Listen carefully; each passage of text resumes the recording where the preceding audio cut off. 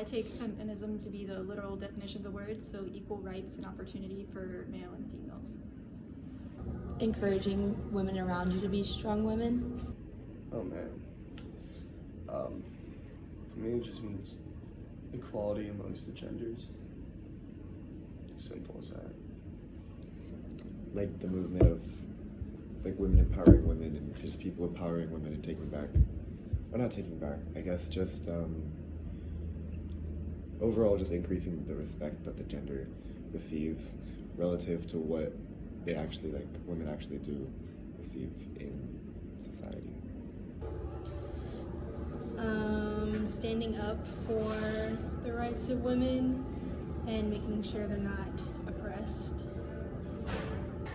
To me, it means empowering females and our community to, embrace opportunities that we have, but also not to back down just because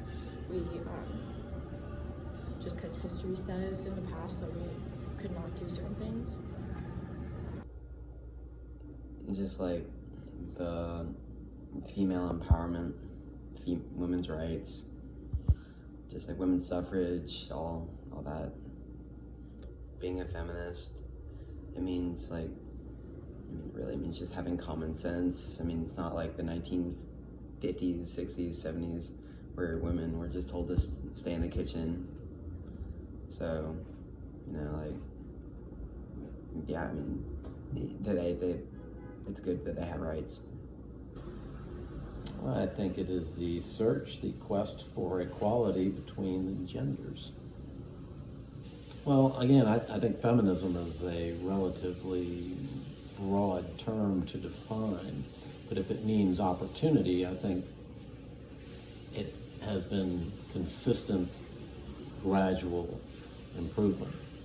I don't think that it is in any way characterized as complete yet, but I do think that the improvement has been measurable and positive.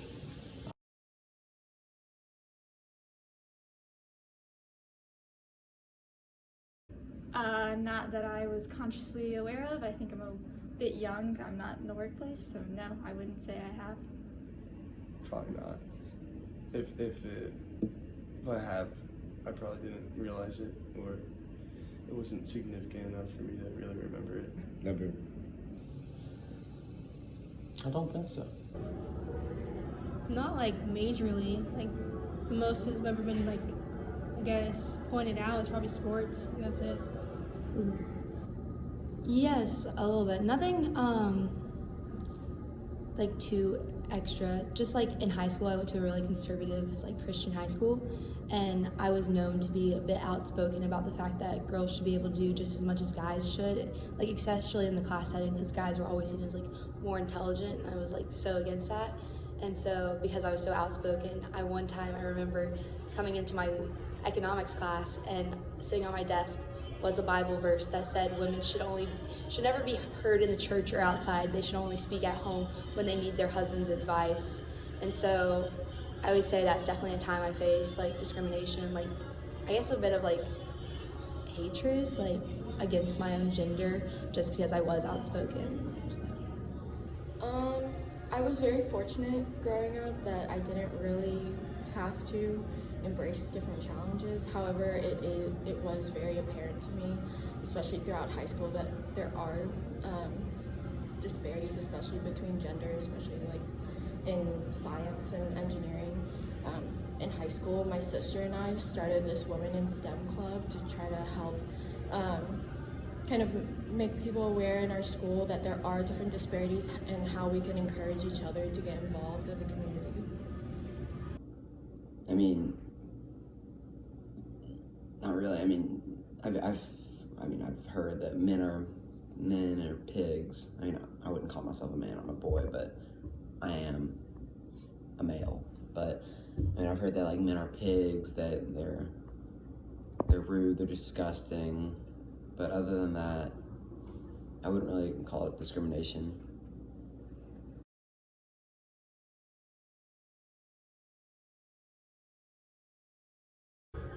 course, all the time. Yeah, I mean, I definitely have friends in more male-dominated engineering pathways that get put down because they're girls and make things harder for them. So it doesn't happen to me, but I see it. So yeah. Yeah, I've had like family members be like in their workplace, like they weren't treated as appropriately as they should have been. Just like the way guys talk about girls sometimes. I guess the classic thing you see is like a girl is messing around with a bunch of dudes, and people call her a slut, but then the guy does it and he's like a macho man or whatever, you know. So Well, certainly opportunities that have been available to men for employment when I was growing up were a lot more clearly delineated, if not legally separated. The opportunities were less for women, and certainly compensation has historically been less for women for the same position. I mean, I've been with some females, and you know, some guys will like joke around with them, saying like, "Oh, women have no rights," and like, you know, they think that's a joke, but I just kind of under my brow thumb, I'm just like, holy crap, that's awful.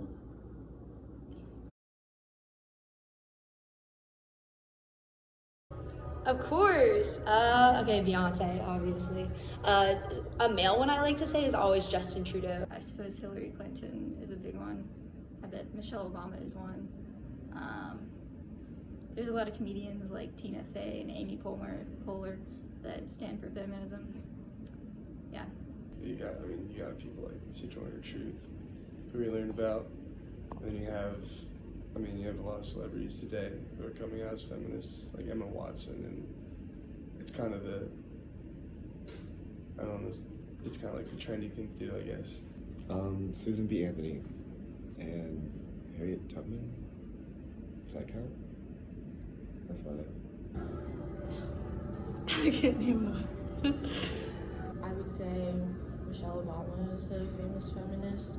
I think also just really any woman scientist, I think, are great examples as well.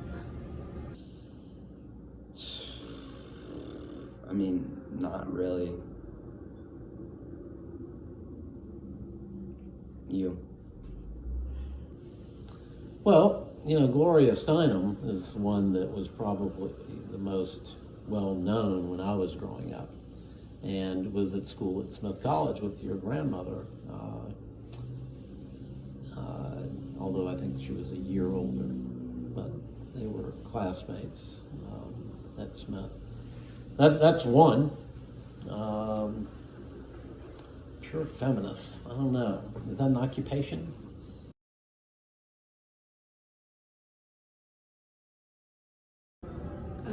Yeah.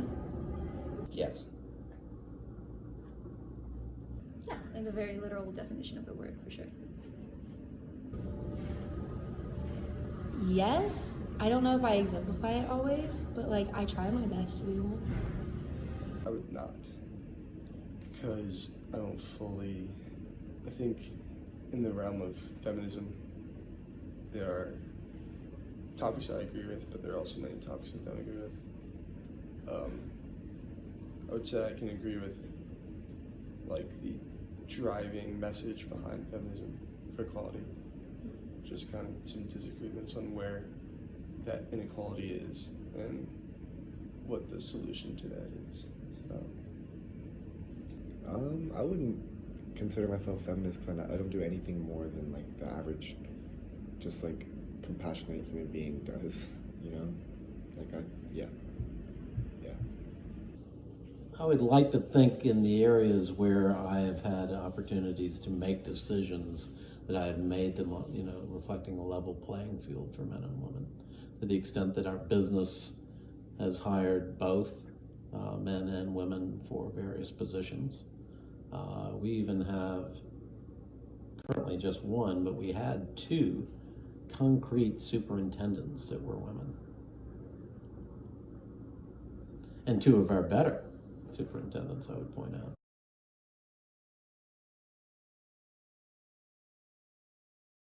I definitely think Me Too, hashtag Me Too is a current one. The wage gap is a big one for feminists, so those are probably the big topics that people are talking about right now. Also, I guess women in power and leadership positions, people want more of that, especially in politics. Like the most recent one that I know of is just the Me Too movement. I would definitely say abortion is a big one. Personally, for me, it's like a huge one. Just like the ability to choose, because again, in my town, like you don't talk about it. Like it's just known that everyone is against it. And for me, I would say like I'm definitely pro-choice. Definitely like position in the workplace. The coming forward with sexual abuse is, I see like big on social media.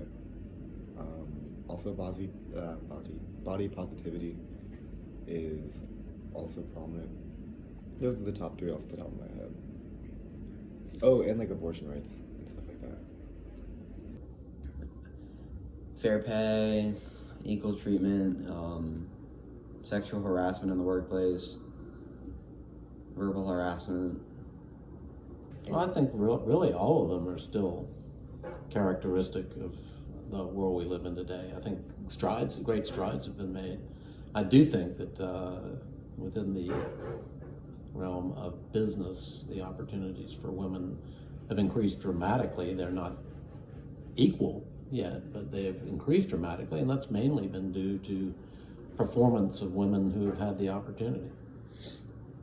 Again, I spoke of the advances and opportunities for women in the business world. There are still clearly areas where that's not the case, and in the very upper echelons of it, it's still, relatively a man's world. But hopefully by the time you get to be my age, that will have evened out.